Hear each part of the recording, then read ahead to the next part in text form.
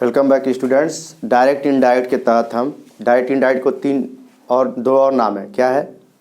Narration और reporting. और क्या है? रिपोर्टिंग।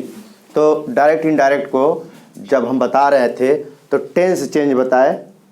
टेंस चेंज समझ में आ गया। अब आते हैं पर्सन चेंज।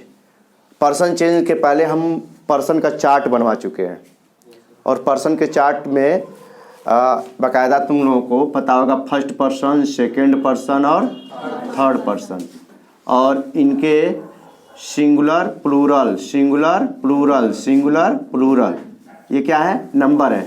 उसके बाद इनके जेंडर होंगे, ठीक है ना? Common gender, common gender, common gender, common gender. और इसमें क्या था? थर्ड पर्सन में मैस्कुलिन, फेमिनिन, न्यूटर, और जो इसका प्लूरल था वो क्या था? कॉमन था। ठीक है ना? तो नंबर हो गया, जेंडर हो गया, पर्सन हो गया, और क्या था? और कुछ था इसमें? सब्जेक्टिव, जिसको सब्जेक्टिव को नॉमिनेटिव भी कहते हैं, नॉमिनेटिव। और दूसरा था ऑब्जेक्टिव, जिसको एक्यूजेटिव कहते हैं। और उसके बाद क्या था? पोजेसिव। पोजेसिव में दो था, पोजेसिव एडजेक्टिव और पोजेसिव प्रोनाउन। और उसके बाद क्या था? रिफ्लेक्सिव। याद आ रहा है ना? इन सारे चार्ट्स को मैं बता चुका हूँ। और ये कहोगे तो फिर इस पर चार्ट बनाए हम, तो चार्ट तो बनाना नहीं है, लेकिन मैंने वहाँ पे लिख दिया है। दरअसल मुझे चार्ट बना ही लेना चाहिए था। वीडियो रोको। देखो, पर्सन चेंज जब हम बता रहे हैं डायरेक्ट इनडायरेक्ट में, तो हमें पर्सन का चार्ट भी याद रहना चाहिए। और इस पर्सन के चार्ट को हम जब याद कर लेंगे तो हमारे ये न केवल डायरेक्ट इनडायरेक्ट, नरेशन या रिपोर्टिंग, बल्कि एक्टिव पैसिव में भी बहुत काम आता है और हमारे ट्रांसलेशंस में काम आता है। ग्रामर पढ़ेंगे इसका यूज होगा, कंपोजिशन पढ़ेंगे इसका यूज होगा, हर जगह यह आता है। और यह सब्जेक्ट ऑब्जेक्ट, किसके? सब्जेक्ट ऑब्जेक्ट, कभी कभी कहीं कॉम्प्लीमेंट होता होगा, इनके लिए यह काम आता है। इस चार्ट में हम दिखाते हैं पर्सन, यह पर्सनल प्रोनाउन का चार्ट है। इसमें पर्सन यहाँ लिखे हैं, फर्स्ट पर्सन होता है, सेकंड पर्सन होता है और थर्ड पर्सन होता है, right? First, second, third person ऐसे जानेंगे कि कौन फर्स्ट पर्सन होता है और कौन सेकंड पर्सन। तो जो बोलता है वो फर्स्ट पर्सन, जो सुन रहा है, जिससे वह कह रहा है, सेकंड पर्सन, और जिसके बारे में वह कह रहा है वह थर्ड पर्सन। वह क्या होता है? Third person. अब आते हैं इसके पर्सन के नंबर होते हैं, जेंडर होते हैं। क्या होते हैं? नंबर होते हैं, जेंडर होते हैं। नंबर मतलब वचन, एक वचन, बहुवचन, एक वचन, बहुवचन, एक वचन, बहुवचन। Singular number, plural number, singular number, plural number, singular number और प्लूरल नंबर। इसके जेंडर होते हैं। जेंडर मतलब हम उस शब्द को बोलेंगे और हमें पता चल जाएगा यह किस जेंडर के लिए, यानी किस लिंग के लिए, यानी महिला के लिए प्रयुक्त हो रहा है कि पुरुष के लिए, राइट? यदि वह महिला के लिए प्रयुक्त हो रहा है तो उसको हम मैस्कुलिन जेंडर कहते हैं, सॉरी फेमिनिन जेंडर कहते हैं। और यदि पुरुष के लिए प्रयुक्त होता है तो उसको मैस्कुलिन जेंडर कहते हैं। यदि वह किसी महिला और पुरुष दोनों के लिए नहीं प्रयुक्त होता है तो उसको हम क्या कहते हैं? Neuter gender. और वह पता ही न चले कि महिला है कि पुरुष है, ठीक है ना? दोनों के लिए प्रयुक्त हो जाए, दोनों के लिए प्रयुक्त हो जाए तो उसको क्या कहते हैं? Common gender. अब तो समझ में आ गया ना? तो जैसे आई का प्रयोग हम लड़की भी कर सकती है, लड़का भी कर सकता है, इसलिए क्या हो गया? कॉमन जेंडर हो गया। वी का प्रयोग और आई का प्रयोग ही नहीं, मी, माई, माइन, माई सेल्फ, ये कोई भी कर सकता है, पुरुष हो या स्त्री, इसलिए कॉमन जेंडर है। We, us, our, ours, ourselves, ये फर्स्ट पर्सन का आई यदि सिंगुलर है तो वी क्या है? प्लूरल है। और जेंडर क्या है? कॉमन है। और नंबर क्या है? प्लूरल है, ठीक है ना? Plural number, common gender. और फर्स्ट पर्सन तो ऑलरेडी है ही है। ऐसे ही सेकेंड पर्सन में सिंगुलर होता है यू, और वह क्या है? कॉमन जेंडर है। प्लूरल होता है यू और वह क्या है? कॉमन जेंडर है। और ये सब्जेक्टिव केस है, ये ऑब्जेक्टिव केस है, ये पॉजिटिव केस है और ये रिफ्लेक्टिव केस है। सब्जेक्टिव मतलब ये जितने दिखाई दे रहे हैं यस ऑब्लिगेशन लिखे हैं, यस मतलब सब्जेक्टिव और एन मतलब nominative. Subjective S U B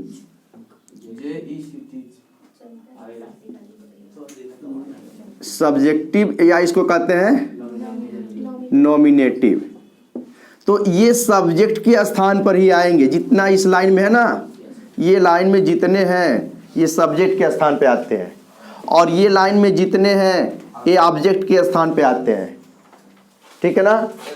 और ये लाइन में जितने हैं तो ये जो पॉजिटिव है, ये जो पॉजिटिव है दो होता है, पॉजिटिव एडजेक्टिव और पॉजिटिव प्रोनाउन। पॉजिटिव एडजेक्टिव की पहचान है कि इसके बाद कोई ना कोई नाउन जरूर आता है, लेकिन वह नाउन कौन होगा, प्रॉपर नाउन को छोड़कर। जैसे माई बुक आ जाएगा, क्या आ जाएगा, माई बुक आ जाएगा, यानी प्रॉपर नाउन को छोड़कर। और पॉजिटिव प्रोनाउन की सबसे बड़ी विशेषता यह है कि यह क्रिया के बाद आता है। क्या आता है, वर्ब प्लस पॉजिटिव प्रोनाउन आता है, यानी क्रिया के बाद आता है। ओके, ये क्या आता है, क्रिया के बाद आता है। तो ये फर्स्ट पर्सन के ये सिंगुलर और ये प्लूरल और दोनों कॉमन जेंडर, सेकंड पर्सन के ये सिंगुलर और ये प्लूरल और दोनों कॉमन जेंडर, समझ में आ गया ना। थर्ड पर्सन में आता है सिंगुलर और प्लूरल। सिंगुलर में तीन आते हैं, he she it. He masculine gender है, सी फेमिनिन जेंडर है और इट क्या है, न्यूट्रल जेंडर है। ये ही सी इट कर्ता के स्थान पर ही आते हैं, और कर्म के स्थान पे आता है ही का हिम हो जाता है, सी का हर हो जाता है और इट का क्या होता है, इट ही रहता है, राइट। और यहाँ पे हिज पॉजिटिव प्रोनाउन है और पॉजिटिव एडजेक्टिव है, तो हिज बुक, हिज के साथ क्या आएगा, बुक आएगा, ठीक है ना। और यह आएगा book is his, book is his. देखो इज के बाद हिज आया ना, तब वो क्या हो जाएगा, पॉजिटिव प्रोनाउन।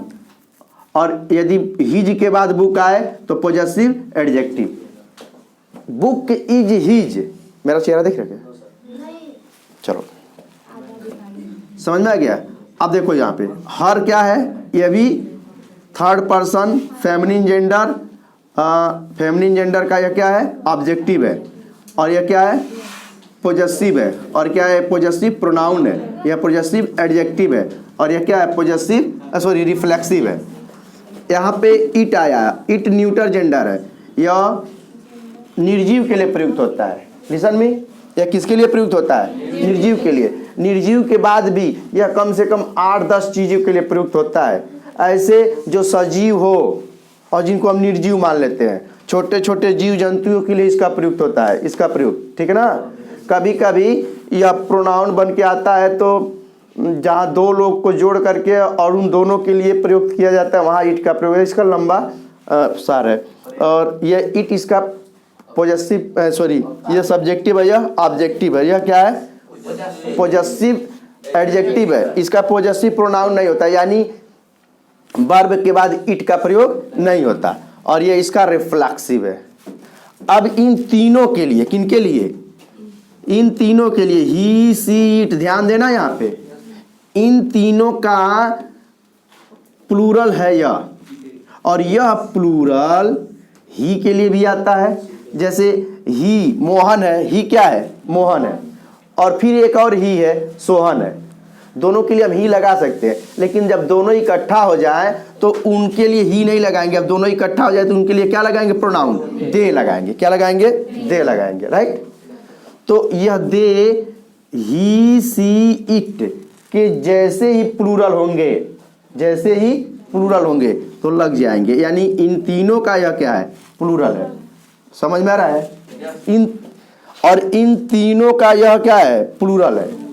यानी कहीं हिम लगा है एक लड़के के लिए, फिर दूसरे लड़के के लिए हिम लगा है, और दोनों के लिए हमको एक लाना है और प्रोनाउन लाना है, तो क्या लगाएंगे, देम लगाएंगे। एक लड़की के लिए हर लगा है, ठीक है ना, और दूसरी लड़की भी है उसके लिए भी हर ही लगेगा।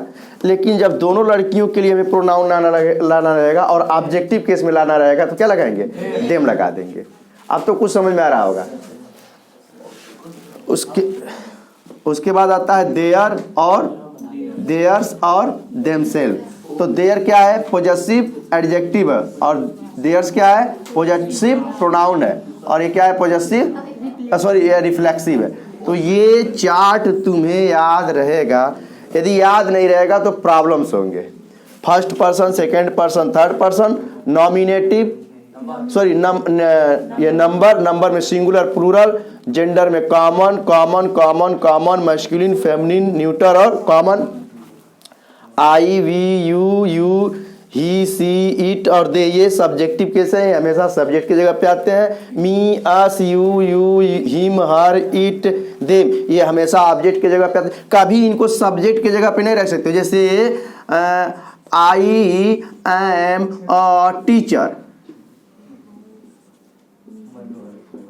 तो कभी ऐसे ना करना कि आई की जगह मी कर देगा, मी एम अ टीचर, गलत हो जाएगा, समझे। यहाँ के मी एम और टीचर ने, क्योंकि आई हमेशा सब्जेक्ट की जगह पे आता है और मी हमेशा ऑब्जेक्ट की। जैसे यू सेड टू मी होगा, यू सेड टू आई नहीं होगा, यू सेड टू मी होगा, यू सेड टू आई नहीं होगा। समझ में आया ना, क्यों, क्योंकि मी ऑब्जेक्टिव केस है और यह ऑब्जेक्ट की जगह पे आया है। ये वीडियो में दिखाई नहीं दे रहा है, थोड़ा पीछे कर दो।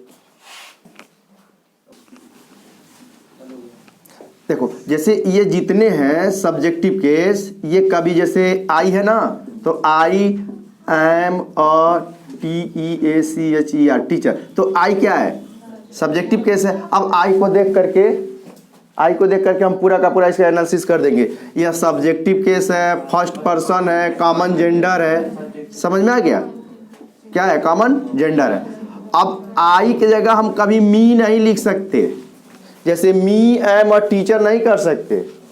मी कहाँ लिखेंगे, ऑब्जेक्ट के जगह पे, जैसे यू सेड टू मी। अब ये नहीं कहेंगे यू सेड टू आई, समझ में आ रहा है ना, यू सेड टू मी ही कहेंगे। तो इसका और इसका कन्फर्म हुआ ना, सब्जेक्ट का और ऑब्जेक्ट का।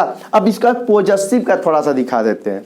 पॉजेसिव का क्या मतलब होता है कि जैसे माई और माइन, तो माई बुक बोलेंगे, क्या बोलेंगे, देखें बोलेंगे दिस इज माई बुक, और माई के बाद क्या आया है, एक नाउन आया, क्या आया है। तो जब किसी माई के बाद नाउन आएगा माई बुक, आवर के बाद नाउन आएगा आवर बुक, योर के बाद नाउन आएगा योर बुक, योर्स के बाद भी नाउन आएगा, ठीक है ना। हिज के बाद आएगा हिज बुक, और हर के बाद आएगा her book, its book, their book. समझ में आ गया। लेकिन अब ये जो पॉजेसिव प्रोनाउन है, ठीक है ना, इनके बाद बुक नहीं आएगा। जैसे माइन बुक नहीं कहेंगे, माइन बुक नहीं कहेंगे, हम कहेंगे book is mine, book is mine. और यहाँ देख लो दिस, नहीं लिसन मी, THIS, दिस। देखो दिस इज माई बुक, तो माई के बाद नाउन आया, और दिस बुक इज माइन, यानी माइन के पहले क्या आया है, वर्ब आया, क्या आया है। तो जब वर्ब के बाद जो प्रोनाउन आए उसको कहते हैं पॉजेसिव प्रोनाउन, और जब वर्ब के प्रोनाउन के बाद कोई नाउन आए तो उसको क्या कहते हैं, पॉजेसिव एडजेक्टिव। उसको क्या कहते हैं, पॉजेसिव एडजेक्टिव। अब यहाँ पे ध्यान देना, इज माई और इज माइन, ध्यान देना। इज माई के बाद, इज के बाद तो प्रोनाउन आया है ना, लेकिन इसके बाद एक नाउन जरूर आएगा, और यहाँ इज के बाद जो प्रोनाउन आया इसके बाद नाउन नहीं आएगा। यहाँ इज के पहले नाउन आया है और यहाँ माई के बाद नाउन आया है। समझ में आ गया। तो यानी इसका सीधी एक अक्षर में जान लेना कि पॉजेसिव प्रोनाउन के पहले क्रिया रहती है, और पोजेसिव एडजेक्टिव के पहले क्रिया रहती है, लेकिन वहां उसके साथ नाउन भी रहता है। क्या रहता है? नाउन भी रहता है। ये यहाँ पे थोड़ा डिफरेंस करना तुम लोग। और ये आता है जब स्वयं कोई आदमी काम करता है, जैसे I do my work my self, मैं अपना काम अपने स्वयं करता हूँ, तब यहाँ स्वयं के लिए आता है। ये इम्फेसाइज करने के लिए भी आता है। आगे इसको प्रोनाउन में पढ़ा चुके हैं, राइट, प्रोनाउन में इसको बता चुके। तो यदि ये चार्ट दिमाग में रहेगा, यहाँ पे क्या समझे, यह हमेशा सब्जेक्ट की जगह पे आएगा, यह हमेशा ऑब्जेक्ट की जगह पे आएगा, इसके साथ हमेशा नाउन आएगा, इसके साथ नाउन नहीं आएगा, इसके पहले क्रिया आएगी, और यह अपने लिए हमेशा प्रयुक्त होता है। अब तो कन्फर्म हो गया प्रसन्ना? कोई क्वेश्चन इसमें? वो जो न्यूटर है थर्ड पर्सन, न्यूटर, हाँ न्यूटर जेंडर है। इसमें सर कैसे मालूम पड़ेगा कि सब्जेक्टिव केस में अच्छा हाँ, यह इट है और यह इट है, यही ना। तो इसमें कैसे पता चलेगा कि यह इट सब्जेक्ट है और यह इट ऑब्जेक्ट है? दरअसल क्या है, अब ये दोनों और ये चारों कन्फ्यूजन पैदा करते हैं। देखो आप इसका हम बता देते हैं।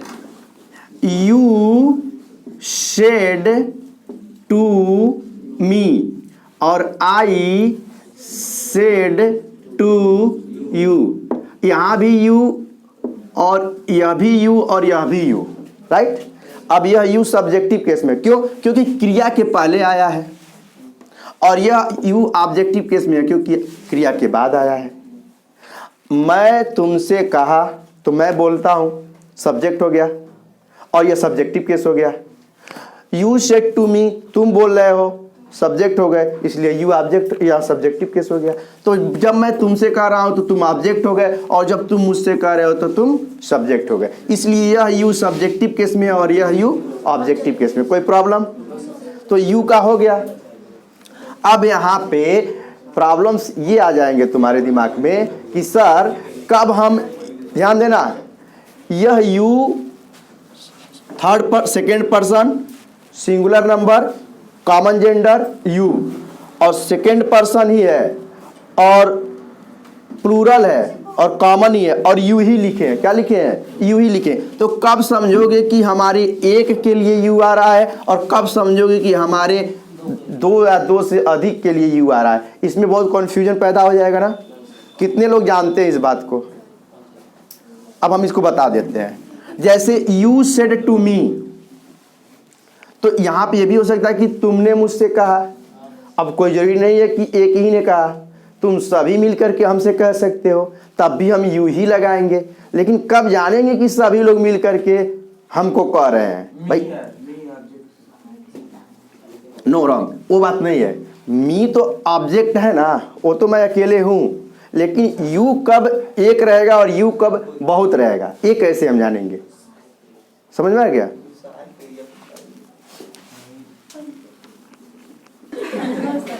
लिसन मी, तो हमें बताना था कि कब यू सब्जेक्ट होगा, कब यू ऑब्जेक्ट होगा, और कब यू प्लूरल सिंगुलर होगा और कब यू प्लूरल होगा। यही डिफाइन करना है। बहुत ध्यान से देखो। देखो हमें इंग्लिश का एक पैटर्न है, इसको हम कहते हैं इंग्लिश का फार्मूला SVO। इस फार्मूले को जब ध्यान में रखोगे ऑटोमेटिक समझ में आएगा। जैसे यू सेड टू मी, अब यहाँ यू किस जगह पे आया है? ये तीन चेयर रखे हैं, सब्जेक्ट का, वर्ब का, ऑब्जेक्ट का। जो इस पर बैठेगा वर्ब हो जाएगा, जो इस पर बैठेगा सब्जेक्ट हो जाएगा, जो इस पर बैठेगा ऑब्जेक्ट हो जाएगा। ठीक है ना? अब आई सेड टू यू, अब यहाँ यू कहाँ आया है? ऑब्जेक्ट की जगह पे, और यहाँ यू क्या आया है? सब्जेक्ट की जगह पे। तो यह यू सब्जेक्ट हो गया और यह यू ऑब्जेक्ट हो गया। लेकिन अब तुम्हारे दिमाग में आएगा सर यहाँ मी आया है और यहाँ आई आया है, तो यू का सब्जेक्टिव और ऑब्जेक्टिव दोनों रूप एक सा होता है, जबकि आई का सब्जेक्टिव केस आई होता है और इसका ऑब्जेक्टिव केस क्या होता है? मी होता है। यानी आई को यहाँ नहीं लिख सकते और मी को यहाँ नहीं लिख सकते, राइट। तो मी को सब्जेक्टिव केस बनाने के लिए हमें आई लिखना पड़ेगा और आई को ऑब्जेक्टिव केस बनाने के लिए हमें मी लिखना पड़ेगा। लेकिन यू को ऑब्जेक्टिव केस बनाने के लिए कुछ करना नहीं होगा, यू ही लिखना होगा। और यू को सब्जेक्टिव केस बनाने के लिए हमें कुछ करना नहीं होगा, यू ही लिखना होगा। राइट। अब हम कैसे डिफाइन करेंगे, तो जगह देख करके जान जाएंगे कि यहाँ यू सब्जेक्टिव है और यहाँ यू ऑब्जेक्टिव है। कॉन्फर्म। इसके लिए फॉर्मूला याद रहना चाहिए, यस भी ओ। राइट। तो हम यहाँ जान गए कि यू सब्जेक्टिव है और यू ऑब्जेक्टिव है। राइट।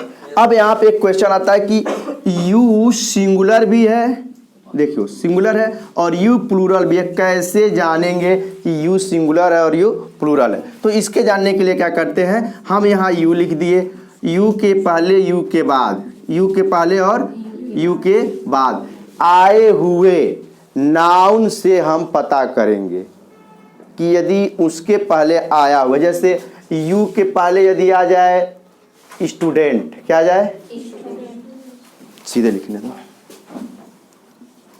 स्टूडेंट, और इस स्टूडेंट के लिए क्या आए, यू आए। और इसके बाद आ जाए जैसे बॉय, क्या आ जाए, तो यू क्या हो गया, सिंगुलर हो गया। यू के पहले यदि आ जाए स्टूडेंट्स और यू के बाद क्या आ जाए, बॉयज, तो यह क्या हो जाएगा, प्लूरल हो जाएगा। जैसे अध्यापक इंटर किए क्लास में और कह रहे हैं एक बच्चे से, student you stand up, student you stand up, या you are a good boy, तो यू किसके लिए आया है, सिंगुलर आया ना। अध्यापक इंटर किए और बोले students, students you stand up, तो स्टूडेंट्स किसके लिए आया, यू के लिए, और स्टूडेंट्स प्लूरल है तो यू क्या हो गया, प्लूरल हो गया। Students you are good boys, students you are good boys, तो यू के साथ क्या आ गया, बॉयज आ गया, और यू के पहले क्या आ गया, स्टूडेंट्स आ गया। तो क्या हुआ, स्टूडेंट्स यू बॉयज, यानी बॉयज प्लूरल तो यू प्लूरल, स्टूडेंट्स प्लूरल तो यू प्लूरल। यदि स्टूडेंट एक और यू आया तो यू क्या हो गया, सिंगुलर हो गया, और उसके बाद बॉय आया तो पता चल गया यू। यानी हम नाउन को उनके साथ देख करके जान जाएंगे कि वह सिंगुलर है कि प्लूरल है। अब कहोगे कि सर यदि सिंगुलर होगा तो सिंगुलर वर्ब भी आना चाहिए, कह सकते हो कि नहीं, लेकिन नहीं, यू के साथ हमेशा प्लूरल वर्ब आता है, इसीलिए उसको हम पहचानेंगे उसके पहले या बाद में आए हुए नाउन के अनुसार। राइट। कंफ्यूजन खत्म। अब आता है इट। एक बच्चे ने पूछ दिया कि सर हम कैसे जानेंगे इट और इट, तो ये भी सेम इसी तरीके से जानेंगे। जैसे मान लो टेबल है, क्या है, टेबल है, और टेबल के लिए हम प्रोनाउन इट लगाते हैं। जैसे this is a table, this is a table, it is made of, किससे बना दो, लकड़ी से, would, it is made of would. तो टेबल के लिए आया इट, तो यहां इट क्या हो गया, सब्जेक्टिव हो गया, क्या हो गया, सब्जेक्टिव हो गया। राइट। अब वहां आता है कि यहां तो इट सब्जेक्टिव हो गया, तो कैसे जानेंगे ऑब्जेक्टिव। राइट। लिसन में, और यहां पे जो टेबल आया है, दिस इज अ टेबल और it is made of would, तो इट यहाँ पे क्या हो गया, सब्जेक्ट हो गया। अब इट ऑब्जेक्ट कैसे होता है, तो I like this table, I like this table, I like it, तो आई तो सब्जेक्ट हो गया। अब यहाँ इट क्या आया है, ऑब्जेक्ट के जगह पे, तो जैसे बोल दिए हम आई लाइक इट, तो यहाँ पे यह सब्जेक्ट हो गया, तो निश्चित तौर पे यह क्या है, ऑब्जेक्ट है। Right. I like it, it यहाँ पे ऑब्जेक्ट है, और it is made of would, it यहाँ पे सब्जेक्ट है। राइट। तो इट समझ में आ गया, यू सिंगुलर समझ में आ गया, यू प्लूरल समझ में आ गया, यू सब्जेक्टिव समझ में आ गया, यू ऑब्जेक्ट, इट नहीं समझ में आया। जैसे this is a pen, this is a, this is a pen, अब यह पेन है, निर्जीव है, तो इसके लिए हम प्रोनाउन ला रहे हैं, it is made of plastic, तो इट क्या हो गया, यहाँ पे सब्जेक्ट हो गया, किसके लिए आया है, पेन के लिए आया है, तो it is made of plastic. अब I like it, I like it. अब आई लाइक इट है तो आई तो सब्जेक्ट हो गया मैं, और लाइक पसंद करता हूं, और इट माने इसे, और इट क्या हो गया, ऑब्जेक्ट हो गया। तो आई लाइक इट में इट ऑब्जेक्ट है और it is made of plastic में इट सब्जेक्ट है। अब तो समझ में आ गया। That's all. आज यह प्रोनाउन का चार्ट था, और प्रोनाउन में जो भी कुछ प्रॉब्लम्स आए स्टूडेंट्स, तो आप हमें कमेंट के माध्यम से मैसेज कर सकते हैं, हम उसका रिप्लाई देंगे। ठीक है, दैट्स ऑल। लाइक करिए, सब्सक्राइब करिए, शेयर करिए। Thank you.